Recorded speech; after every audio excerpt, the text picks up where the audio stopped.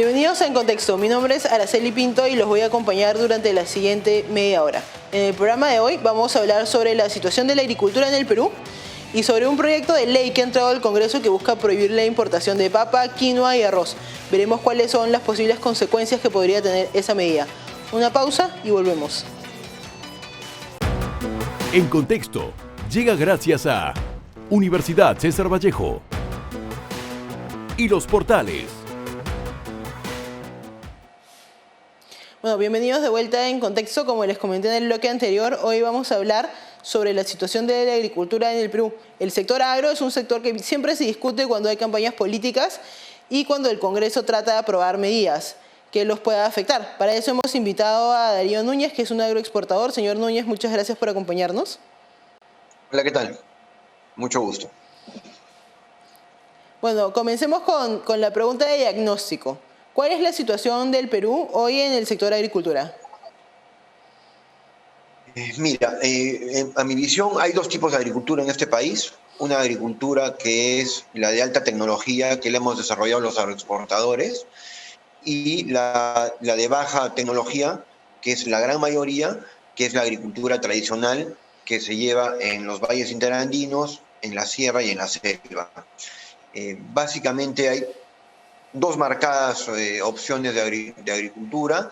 La agricultura de agroexportación, que yo te podría decir que estemos entre los 3 o 4 países más avanzados en el mundo en cuestión de producciones, en cuestión de tecnologías, y eso se demuestra en la cantidad de crecimiento que ha tenido la agroexportación en el Perú. Pero por otro lado tenemos una agricultura muy, muy mal llevada en la parte familiar o tradicional, que sigue en la eterna pobreza y que no se hace nada para que ésta salga de donde está. ¿Y por qué usted cree que hay esta diferencia, no? Porque cuando hablamos de agroexportación creo que estamos hablando del 5% del terreno agrícola del Perú, y cuando hablamos de agricultura familiar o de subsistencia hablamos de alrededor del 95%, pero las diferencias de impacto económico son muy diferentes, valga la redundancia. Entonces, ¿por qué cree usted que se da, digamos, este bloque tan diferente de resultados, ¿no? Bueno, simplemente por la tecnología. Nosotros como agroexportadores estamos en la vanguardia de lo producto que salga nuevo al toque lo implementamos.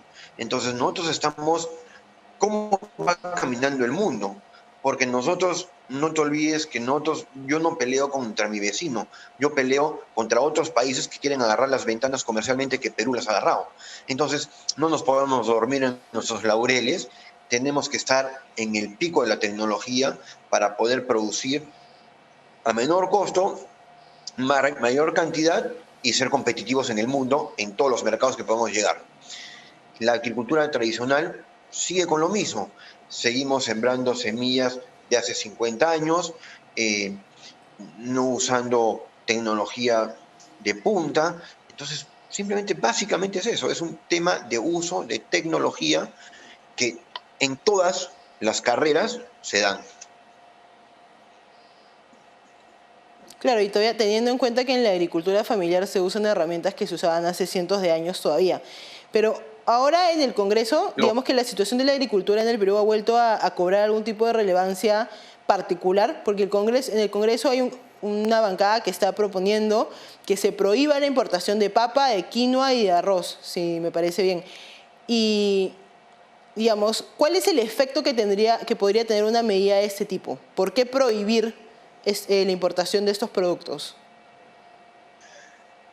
Mira, básicamente ese proyecto de ley yo te lo podría definir en una palabra que es populismo. Realmente, a mi punto de vista, los congresistas no saben lo que dicen. Y te explico por qué. Porque prohibir en ese momento, en lo que está viviendo el mundo, es ir contra el mundo. Más bien, abramos tanto de importación como de exportación para que nosotros podamos ser competitivos en todo. Y a eso está yendo el mundo.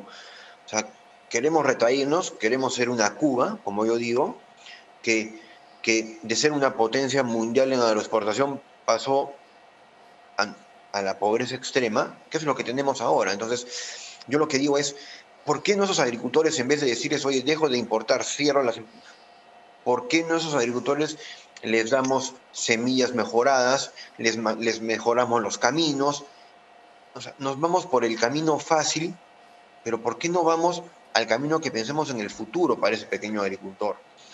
Básicamente, como te contaba, el productor de papas, de arroz, siguen con las mismas semillas de hace 40 o 50 años, con la misma tecnología de hace 50 años, cuando en ninguna parte del mundo, y no solo en agricultura, en cualquier carrera profesional, eso ya es historia. Acá en Perú se sigue usando. Entonces, no permitamos que el populismo nuevamente gane en este país. Esa es mi opinión. Claro, pero creo que hay que también entender que las medidas populistas son precisamente populistas porque apelan a las creencias que tienen las personas. Y creo que una creencia que está bastante enraizada en el Perú, al menos, es que además de tener una gran variedad de papas, por ejemplo, también somos grandes productores de papas. Entonces, ¿por qué si, digamos, producimos tantas papas tenemos que importar también? Creo que esa es una pregunta que muchas personas se hacen para cuando hablamos de este tema de la prohibición de importación. Sí, claro. Mira, a ver, te explico con la papa, un poco con la papa, lo que yo entiendo. Nosotros tenemos una infinidad de variedades de papas. No es que seamos el mayor productor de papa por hectárea. Creo que el país tiene su media de producción entre 15 a 20 toneladas por hectárea. En Holanda, por ejemplo, producen 120 toneladas por hectárea. Entonces, en países desarrollados ya hay semillas de papa, ¿ok? Que son exclusivamente fáciles para pelado y cortado para los fast foods, cosa que nuestros agricultores no las tienen y no las hacen. Entonces, para un, para un restaurante, ¿qué le sale más fácil? Comprar esas papas que vienen de Holanda, ¿ok? Que son, ya están peladas, que son todas igualitas, que comprar una papa peruana de una semilla de hace 50 o 60 años, que tiene ojos, que no se puede, la cáscara no se puede comer, e infinidad de cosas. Entonces, ¿qué prefiere el consumidor final o el restaurante? Comprar papa importada. ¿Cómo logramos achacar eso? Dándole a nuestros agricultores esas semillas que siembran los productores de afuera. Básicamente eso, tecnología. Entonces, mientras nosotros sigamos manteniendo y pensando que tenemos que sembrar papas de hace 50 años, estamos arruinados. Y yo te explicaba en un tema, entiendo muy bien que tenemos unas papas nativas que son formidables, pero lastimosamente, por el precio de la papa, porque la papa se ve como una, y hay mucha papa producida, digamos, de mala calidad, les baja el precio. El día que estos agricultores no tengan esa competencia de esta papa mala, el precio va a subir. Y los supermercados que les encanta comer, les encanta enseñar nuestra papa natural, básicamente van a subir los precios, porque al extranjero le va a gustar comer nuestra papa nativa. Mientras no tengamos ese nicho de papa nativa exclusivamente por ahí, no van a tener resultados económicamente hablando para ese agricultor. Y que, como nos dice, si la producción de papa es tan baja en comparación con otros países, ¿qué pasaría si es que se llega a aprobar una medida como esta que se prohíbe la importación de papa, arroz y quinoa? Mira, no me quiero imaginar qué pasaría en el tema de la producción de papa, pero me quiero imaginar que los países, apenas nosotros le prohibamos la importación, ellos nos prohíban un TLC. Entonces ahí va el tema. O sea, ok, dejemos de importar eso, entonces Holanda nos va a decir, entonces, ok, señores país, yo ya no puedo importar de ustedes ni uvas, ni paltas, ni mandarinas, y estamos tas con tas. Entonces, todo lo que hemos avanzado en la exportación, ¿a dónde se fue? No vamos a poderle vender a nadie. Entonces, nuestro, nuestro gremio que ha crecido sumamente, pero sumamente alto, nuevamente vamos a caer a lo mismo. Entonces, va por un tema de ese, ¿no? O sea, sigamos manteniendo los tratados de libre comercio, seamos competitivos y seamos competitivos en cualquier cultivo. Nuestro país es bendito. Tenemos infinidad de climas. Podemos producir lo que queramos, cuando queramos y donde queramos. Entonces, no apelemos a que cerrar los tratados de libre comercio. Seamos, por favor, abiertos para que estos pequeños agricultores sean propicios a entrar a esta cadena de agroexportación. Y le digo una cosa, señorita, ¿quién puede saber que el país, Perú, teniendo esas papas que podríamos lograr tener en ese país, nuevas variedades, podamos ser exportadores de papas? ¿Por qué no pensar en grande? ¿Por qué siempre pensar en chico? Y bueno, digamos que este tipo de medidas tienen algún tipo de eco en la población porque buscan proteger a los agricultores. ¿Qué otras medidas podrían proponerse que reemplacen a esta medida para proteger a los agricultores que trabajan todo el día, pero que lamentablemente no pueden vender sus productos a mejores precios?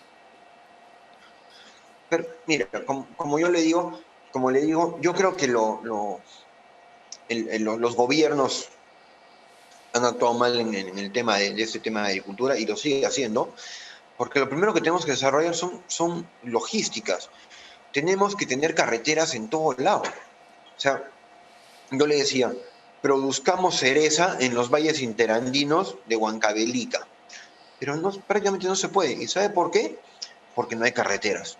No podemos lograr sacar una cereza de valles interandinos de Huancavelica, de Ayacucho, porque simplemente no hay vías de acceso. Entonces, no soy competitivo en el mercado extranjero. El día que tengamos vías de accesos y podamos llegar a esas pequeñas familias para integrarlos en una cadena productiva y poder exportar, olvídese lo que va a hacer. O sea, tenemos infinidad de cultivos, como la cereza, como el caqui, como el quión, la misma madera. ¿No cree que es inviable que nosotros, como agroexportadores, importemos madera de Chile para nuestros parrones cuando tenemos una linda selva? ¿No le parece increíble? Entonces yo digo, el día que tengamos vías de accesos y nuestra gran selva peruana, rica en producción de madera, nos pueda abastecer la madera, con gusto se lo compramos. Pero ahora, una madera peruana cuesta más que una madera hecha en Chile, puesta en mi fondo. Entonces, es un tema de logística. Los gobiernos que se enfoquen en hacernos vías de acceso, en darnos tecnología a los pequeños agricultores, por ahí es donde tiene que ir el tema, no encerrar los mercados, no encerrar las importaciones y las exportaciones. Por favor, como le digo, no hagamos que el populismo sea el que mande en ese país. Hay que pensar racionalmente, tenemos que pensar a futuro. Sí, tenemos que ir a una pausa, pero quiero dejarle la pregunta ahí, precisamente sobre el tema de, digamos, ese tipo de medidas que buscan prohibir la importación son conocidas como medidas un poco más proteccionistas. Pero quiero ir al otro lado de la moneda. ¿Cuáles han sido los beneficios del libre mercado en la agricultura durante los últimos años? Primero vamos a una pausa y volvemos.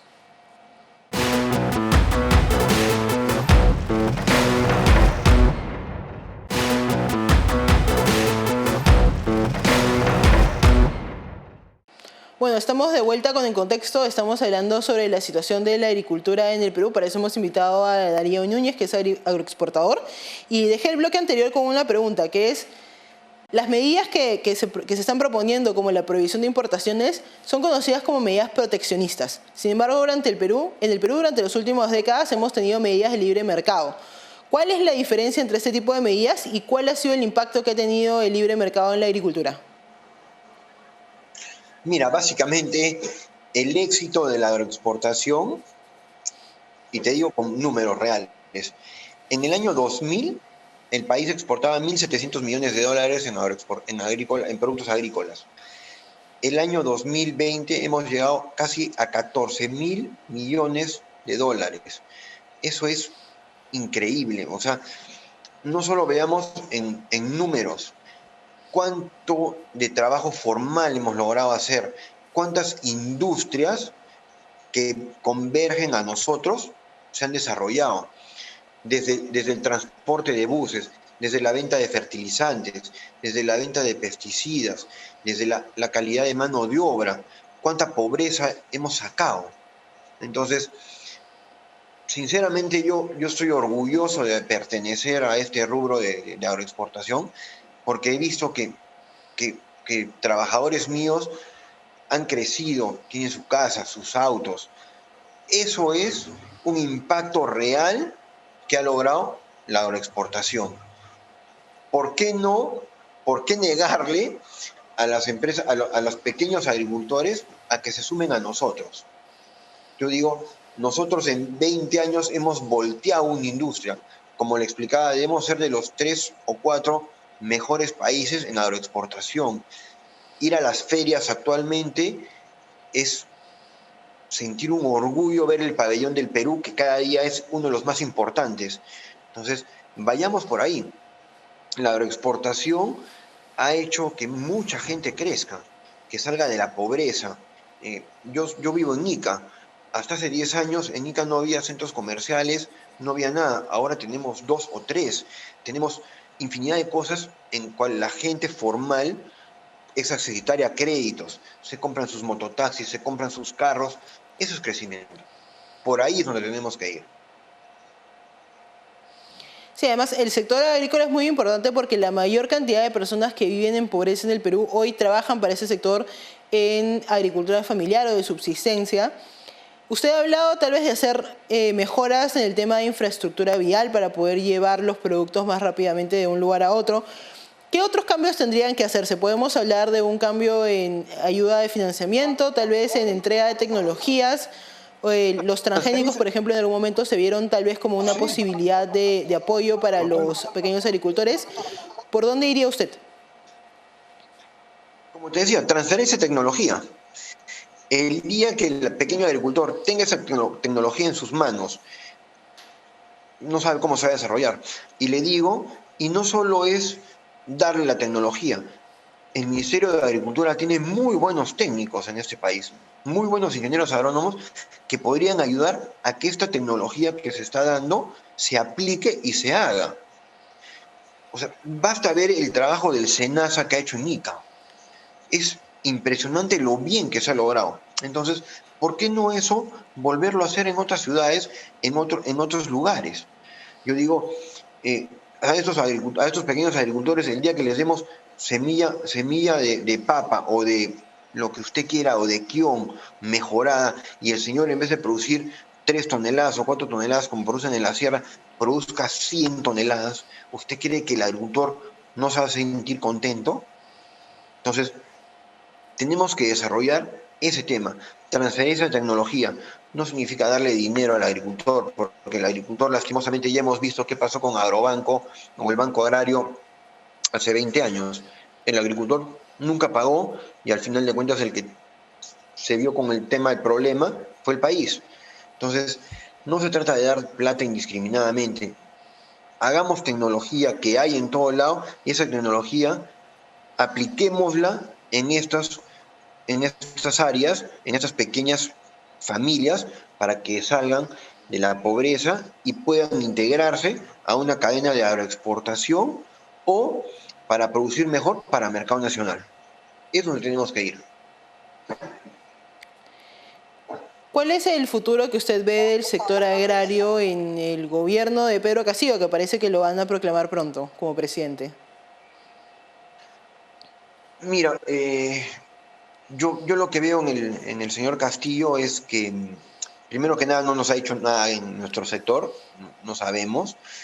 El señor Franque habló un tema de una segunda reforma agraria que, llevada a contexto, si es como una primera reforma agraria, como fue la primera reforma agraria, sería un desastre, pero de ahí salió a hablar que era un tema de que íbamos a inyectar en tecnología y en vías de acceso, que para mí, como te comento, por ahí tiene que ir. Ojalá el señor Castillo y el señor Franque logren eso. Necesitamos eso, necesitamos vías de acceso, necesitamos transferencia de tecnología para que la pequeña agricultura se capitalice, se desarrolle y salga de la pobreza. Veamos como ejemplo lo que ha hecho la agroexportación en los últimos 20 años en este país. Veamos ciudades como Ica, como Piura, como Chiclayo, cómo se han desarrollado mucho más que otras ciudades en la parte agrícola. Y la parte agrícola tiene un gran plus. Somos demandantes de alta demanda de mano de obra. Entonces, no solo gano yo, ganan todos mis trabajadores formales, formalizamos toda la industria, todas las industrias, no solo soy yo Sembrar, como le comentaba a nosotros, muchas industrias nos dan a nosotros servicios. Esas industrias tienen que ser formales. Entonces, es toda una cadena de formalidad y de desarrollo. Ahí es donde tenemos que ir. Esperemos que la segunda reforma agraria que plantea el señor Franque y el señor Castillo sea por ahí, no sea el quitarnos las tierras, el quitarnos TLCs, porque sería una desgracia para este país. Bueno, se nos ha acabado el tiempo. Muchas gracias por acompañarnos, señor Núñez. Ok, muchas gracias a ustedes. Hasta luego. Una pausa y volvemos.